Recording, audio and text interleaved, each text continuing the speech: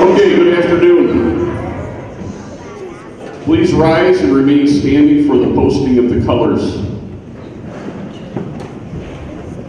And remain standing for the Pledge of Allegiance and the singing of our national anthem by our 5th grade students. I pledge allegiance to the flag of the United States of America and to the republic for which it stands, one nation, under God, indivisible, with liberty and justice for all.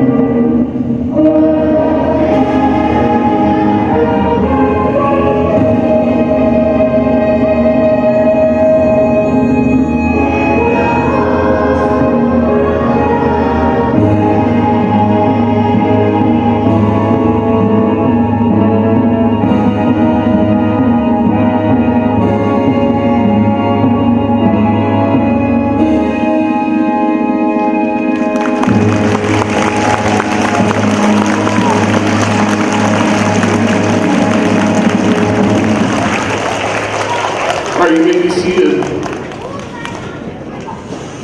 It is my pleasure to welcome our guests and students and staff to this assembly. I'd like to thank our veteran guests for being in attendance as we honor you and so many that have supported and defended this great nation. Today's ceremony is one of respect for all of the men and women here and for the many that have gone before them and for those that never returned to their families. I would like to acknowledge all the individuals that are veterans that are in attendance by having them stand up as I introduce them today.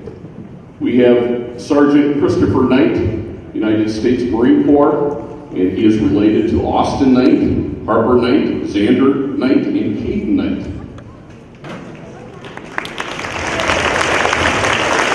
We have Corporal Richard Mullinan here with the United States Marine Corps, and his daughter is Allie Mullinan. We'd like to welcome Specialist David Glover from the U.S. Army.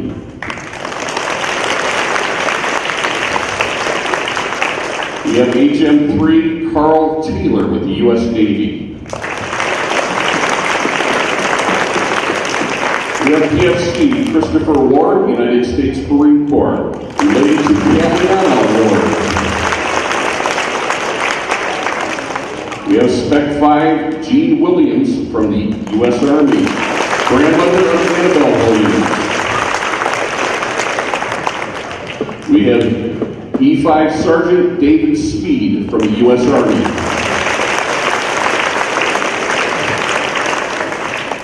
We have Hospital Corpsman from the U.S. Navy, David Vidal. Grandson Dominic Gedney Vidal. We have Spec 4, Ray Pike from the U.S. Army.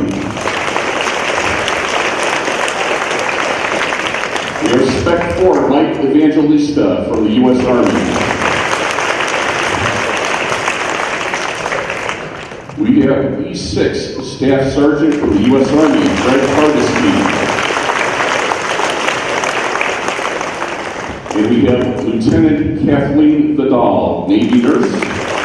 Grandson Dominic Gibney, the ball.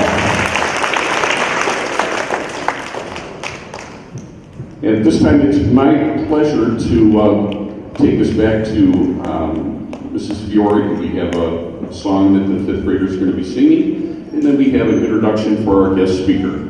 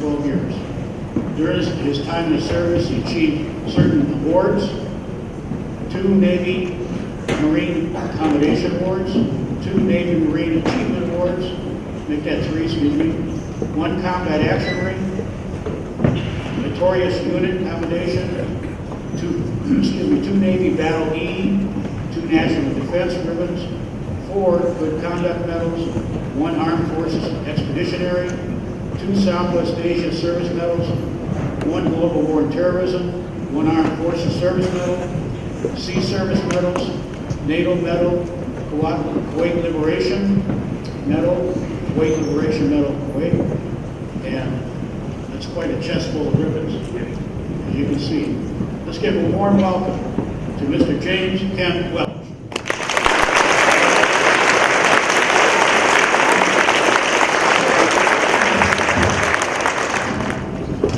We're going to do a little raw poll here before we get started. So I want everybody to raise their hand that currently has a family member or friend that's in the United States military. Wow, that is great. That includes the Coast Guard. We can't pick on them. Now, guys, keep your hands up. How many of you out there have a family member that was in the military? Wow, gets even more. Let's see. Anybody have a friend, a neighbor? Oh, everybody got to keep your hands up. Come on, come on. Anybody else? Noah, met, been around, been exposed to? Well, that's probably not me. To a military member. That's great. Thank you very much. Give yourselves a round of applause because there's a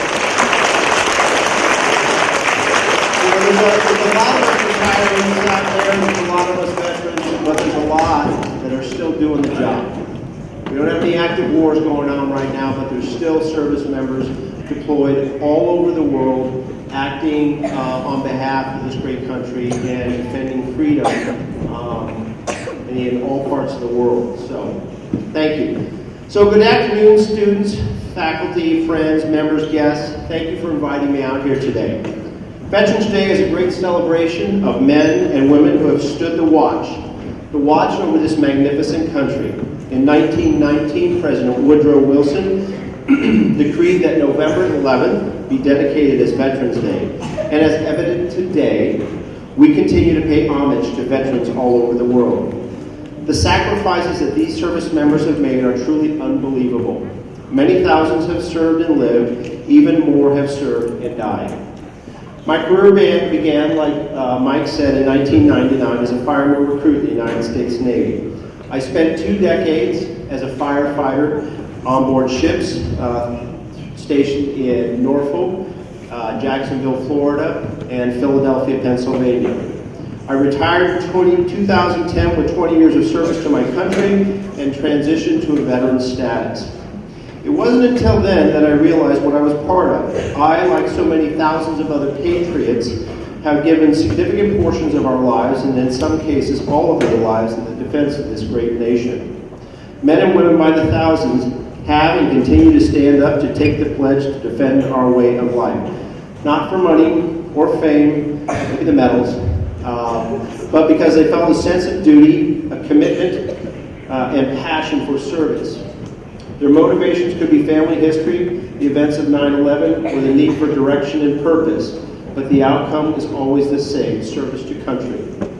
Americans have been doing it since the Revolutionary War and will continue to do it as long as there is a need. It was interesting, a few years ago, I got the opportunity to meet up with a bunch of my old shipmates from the John F. Kennedy.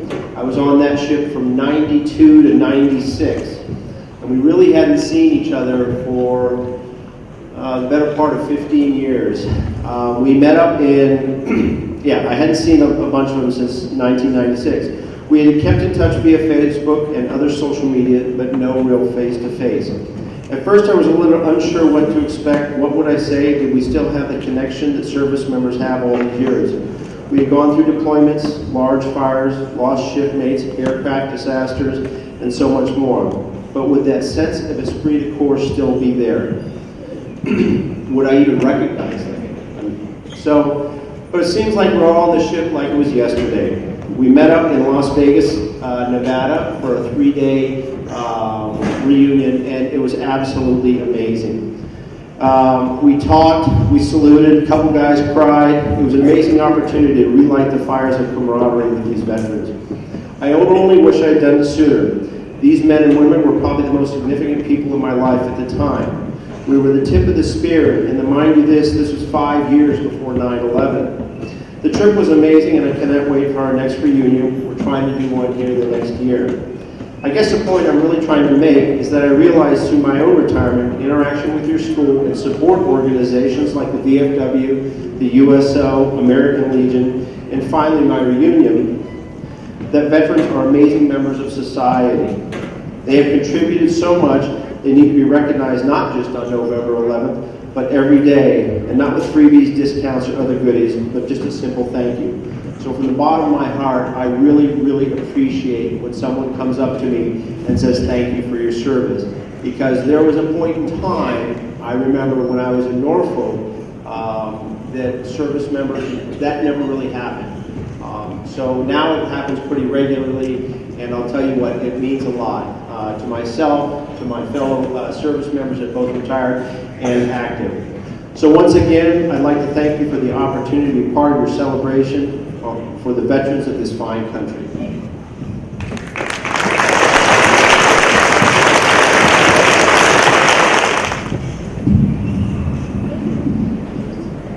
On Veterans Day, we honor all who answered to a service call. Soldiers young and soldiers old who fought for freedom, brave and bold. Some have lived while others died. All of them deserve our pride. We're proud of all the soldiers who kept thinking of red, white, and blue. They fought for us and all of our rights and fought through many days and nights.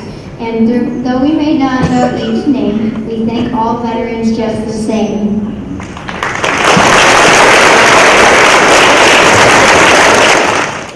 We are proud of our veterans, proud of you all. You are patriots and heroes who answer the call. With courage, strength, and sacrifice, you saw our country through.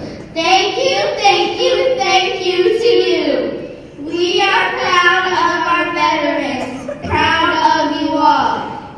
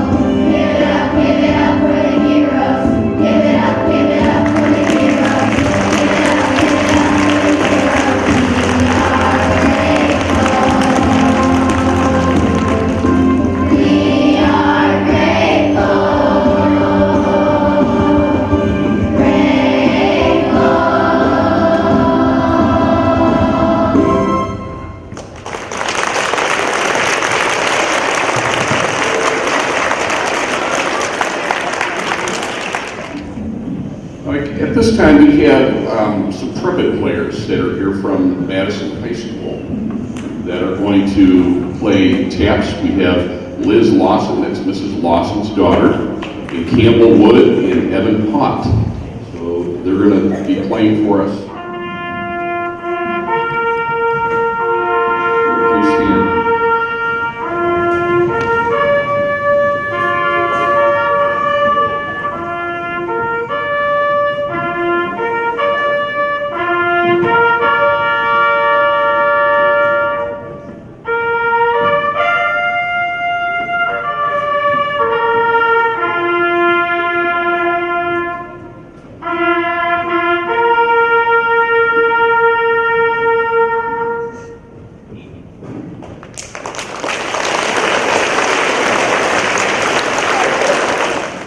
As we prepare to close, I'd just like to say, once again, thank you to our veterans for your service to our country. Thank you for taking the time out of your day to come and present to our students. It's very important to us.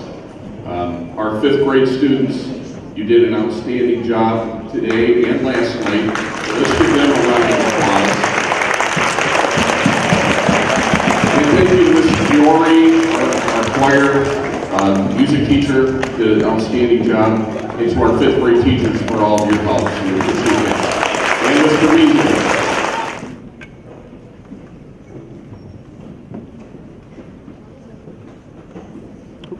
Excuse me.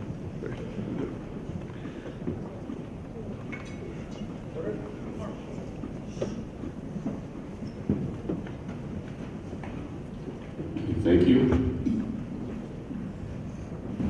And once again, we'd like to thank all of you for coming to the assembly and for your respectful behavior today. We appreciate that, students.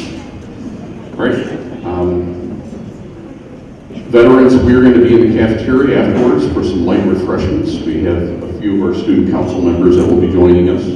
So we'd ask that you join us in the cafeteria. Thank you.